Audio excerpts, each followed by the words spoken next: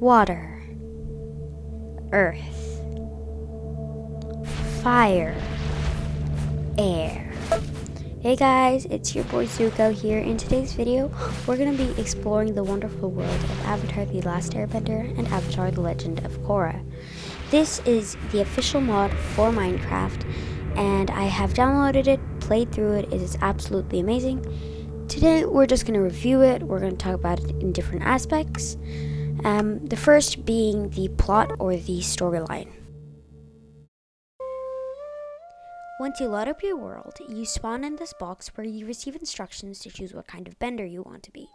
Depending on the kind of bender you choose, you will get a different starter ability. For example, I chose to be a water bender, so I get the water whip. After that, you are greeted by White Lotus sentries on the island of the Southern Air Temple, where you get to explore and learn new stuff like how to fight,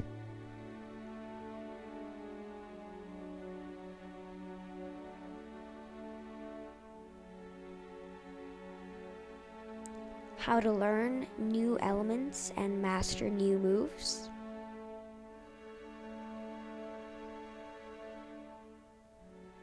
and later on, how to fly. Once you have fought your tutorial battle, you meet your Sky Bison, who will take you anywhere in the world, like Ba Sing Se, where you will discover and unlock most of the new places that you will need to go to become a master.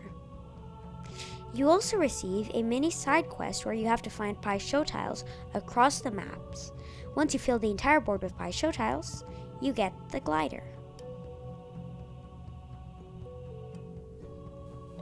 Once you have become a master in waterbending, airbending, earthbending, or airbending, which basically means you have unlocked all three of the abilities for each of them, you can fight the previous avatar that was the earthbender, waterbender, airbender, or firebender. I didn't actually record me actually fighting them because yes, I did play through it, but I'm too lazy to play through it all again, and I just got these moves in creative. But moving on. Okay, now comes the review of the plot. Honestly, I'm gonna give it an 8 out of 10. I've thought about this, and I think they should disperse the places you need to unlock in other places other than Ba Sing Se, because quite literally, every other place that you need to unlock is found in Ba Sing Se. So I feel like they should disperse it a little bit more. I'm not saying they should have one place to unlock per new place, because that would be a bit repetitive. But I'm just saying that they should have a few here, a few there, none here, a few more there. Make it a bit random because it's a little interesting. But now we're gonna move on to the maps and the structures.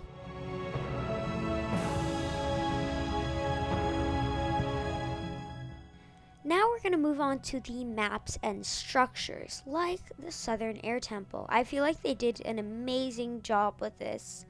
I don't know if they used World Edit or if they built it all by themselves, but it is absolutely amazing. You get a better view of it when you fly, but you also get this kind of cinematic video when you join each of the islands or cities.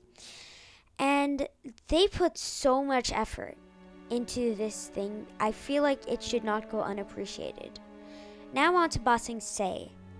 Ba Sing Se is a truly great city, and I feel like they built it in a way that really portrays its greatness, if you know what I mean. There are, of course, boundaries to where you are able to go. For example, if you go out of the boundaries, you get teleported back to the spawn. But if you stand right at the edge of the border, you can see how much effort and detail they put into the places that don't even have anything. Like, there are tons of houses here that you don't even have to go inside to find people or to talk to anybody. But if you go inside, you get to find a bunch of cool details and cool new like blocks and stuff. Now we're going on to the Southern Water Tribe. I feel like this one really stands out among the rest because it's just snow. It's really just snow. But I feel like the way they use the snow layers to make smoother mountains is really cool.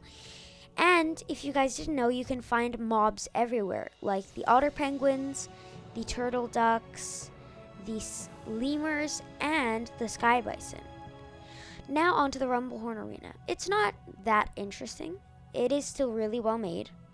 You have this just giant flat arena, basically, where you fight. But other than that, it's not that interesting. I actually tried to get on top of the entire structure one time, and it worked. But it's kind of boring there as well. But still, the forests around it are amazing. And then we have Ember Island, home of the Fire Nation. I find it amazing because there are only 2 people to fight and 1 Show tile to find. But I feel like they just want you to go here to explore, just to relax like Ember Island was meant to be in this show. So they really put a lot of thought and care into these places that they built. Finally, there's the Northern Air Temple, which really, I know I've been saying this for all of them, but it is really interesting because it's just on a giant piece of mud, basically, with walls around it. Now, you can't explore all of the walls and everything, but this is still cool because you can see iconic figures just walking around and talking, like the Cabbage Man, who appears in every island except the Northern and Southern Air Temple. Please correct me if I'm wrong about the Northern Air Temple. Okay, now we are going to move on to reviewing these places. The maps and structures are a little interesting. I feel like the Rumble Arena could have more details. I also feel like the places that they put a lot of effort into are out of the boundaries. Like, for example, as you can see, the temple behind me, it's hollow. I checked, I pearled to it. But you're not allowed to go there because of the boundaries. You're teleported back to spawn. So I feel like they could allow players a little more freedom to just explore for themselves instead of just exploring the places that they need to move on. I feel like Ember Island did that perfectly because you can explore the places that you don't even need to go to move on to the next place, but you still want to because it's really enticing. So yeah, I feel like that is a really good one. But yeah, now we're gonna move on to the animations and the textures.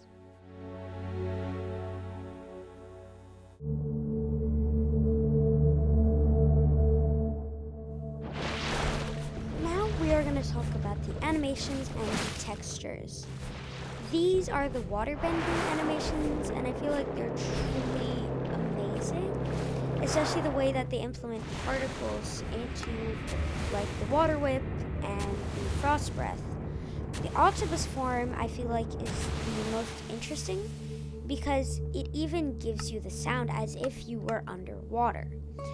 Now, there's also the airbending moves, which I find really cool as well, especially the animations of your body and how they move around. It's like you're doing gymnastics. It's really cool.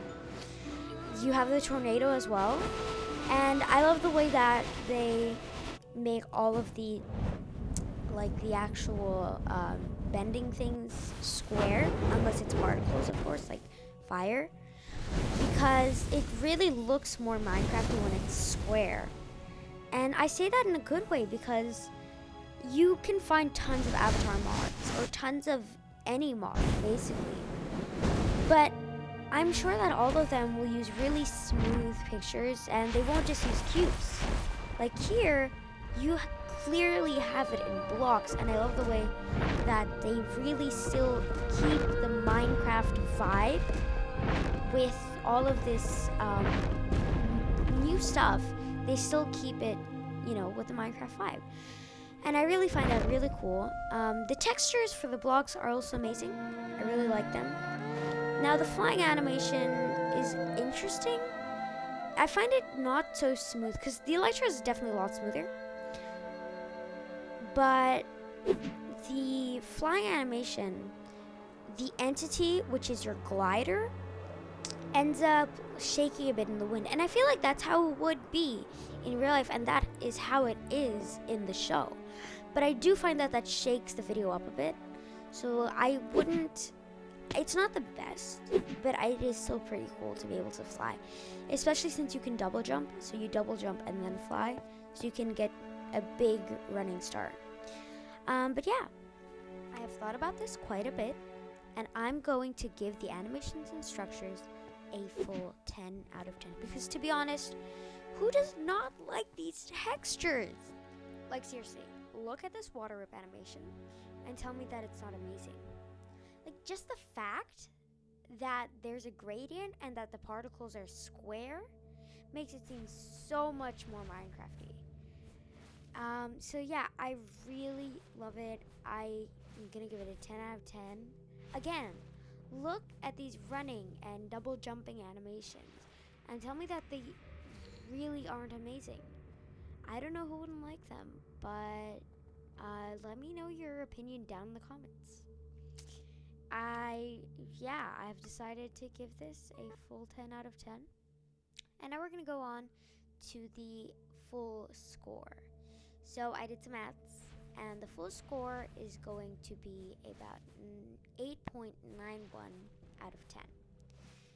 So that's the animations and textures, plus the maps and structures, plus the storyline and the plot. So honestly, it's not too bad. I don't think any other mod that we review in the future is going to be a 10 out of 10. And I really love this mod. I think they did an amazing job. And look at that. There was a yin yang. There's a yin yang right there. So that's it for today's video. I hope to see you guys in the next mod review. Or if I haven't released one by the time you're watching this video, go check out my other redstone tutorial and building tutorials in Minecraft. You can also check out my Roblox videos, Geometry Dash videos, and more. See you then. Bye.